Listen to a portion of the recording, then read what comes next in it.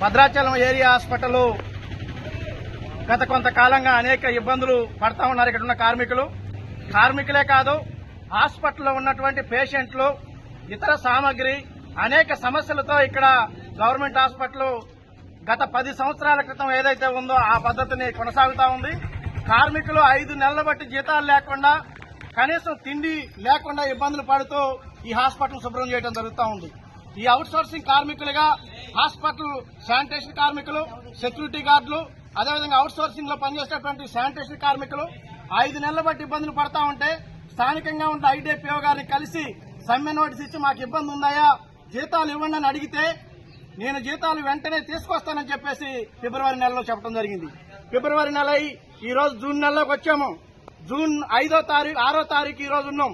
కానీ ఈ రోజు వరకు ఒక్క నెల జీతం కూడా కార్మికులు ఇచ్చే పరిస్థితి లేదు.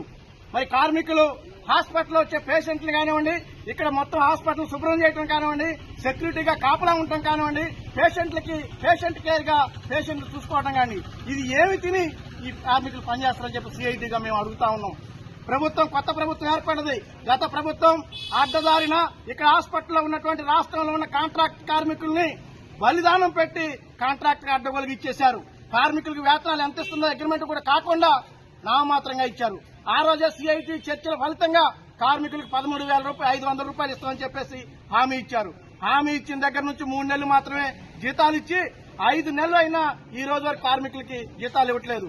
అందుకనే మేము మార్చి నెలలో సూపరింటెండెంట్ గారికి సమ్మె నోటీస్ ఇచ్చాం.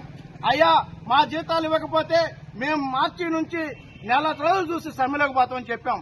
సూపరింటెండెంట్ గారు మరోమారు మాట్లాడారు, సమ్మెలోకి పోకండి, ఆ ఏజెన్సీ ప్రాంతం ఇబ్బందులు పడతాం, ఇప్పుడు ఎన్నికలు ఉన్నాయి, సమస్య పరిష్కారం చేస్తామని చెప్పారు. మేము అడుగుతా ఉన్నాం సిఐటిగా, ఎన్నికలు అయిపోయినాయి, పార్లమెంట్ ఎన్నికలు అయిపోయినాయి, ఎమ్మెల్సీ ఎన్నికలు అయిపోయినాయి, కొత్త ప్రభుత్వం వచ్చింది, కేంద్రంలో కూడా ప్రభుత్వం ఏర్పడతా ఉంది. మరి కార్మికులు తిండి తినొద్దా? మేము అడుగుతా ఉన్నాం సిఐటిగా, కార్మికులకి వేతనాలు ఇవ్వకపోతే మేము ఇక్కడి నుంచి లేచే ప్రసక్తే లేదు. తక్షణ సూపరింటెండెంట్ గారు రావాలి, ఐటీడీపీఓ గారు రావాలి, వేతనాలు ఇస్తామని ఒప్పుకుంటే తప్ప కార్మికులు లేచే పరిస్థితి లేదు. అందుకనే సమ్మె నోటీస్ ఆల్రెడీ మేము ఇచ్చాం కాబట్టి, జిల్లా కలెక్టర్ గారికి చెప్పాం కాబట్టి, మేము మరొకసారి స్థానికంగా ఉన్నటువంటి ఎమ్మెల్యే గారిని, అదేవిధంగా ఈ జిల్లాలో 2 మంత్రులు ఉన్నారు, మంత్రి గారిని కూడా అడుగుతా ఉన్నాం. కొత్త ప్రభుత్వం వచ్చింది, సంతోషం, ప్రజలకి మేము అన్ని సంక్షేమ పథకాలు ఇస్తామన్నా అంటున్నారు. 1వ తారీఖే గవర్నమెంట్ ఉద్యోగస్తులు కూడా జీతాలు వేస్తామని నిన్న ముఖ్యమంత్రి రేవంత్ రెడ్డి గారు చెప్పారు. మరి కార్మికులు అయ్యా, భద్రాచలం స్థానిక హాస్పిటల్లో 5 నెలల బట్టి జీతాలు లేవు, కాంట్రాక్టర్ మీరు బిల్లు ఇస్తున్నారా లేదా? ఈ కార్మికుల పరిస్థితి ఏంటో ముఖ్యమంత్రి గారు, ఈ జిల్లాలో ఉన్న మంత్రివర్యులు మాట్లాడి చెప్పాలి. అందుకని సూపరింటెండెంట్ గారు తక్షణమే స్పందించి ఈ విషయాన్ని పీఓ గారితో మాట్లాడతారా, జిల్లా కలెక్టర్ గారితో మాట్లాడతారా? కాంట్రాక్టర్ ని వెంటనే ఇక్కడ పిలిపించకపోతే మాత్రం మేము హాస్పిటల్ దగ్గర ఈ గేటు ముందు నుంచి లెగమని చెప్పేసి సిఐటిగా డిమాండ్ చేస్తాను. మరిన్ని వీడియోస్ కోసం ఛానల్ ని సబ్స్క్రైబ్ చేయండి, లేటెస్ట్ అప్డేట్స్ కోసం వాట్సాప్ ఛానల్ ని ఫాలో చేయండి, అండ్ లింక్ డిస్క్రిప్షన్ లో ఉంది.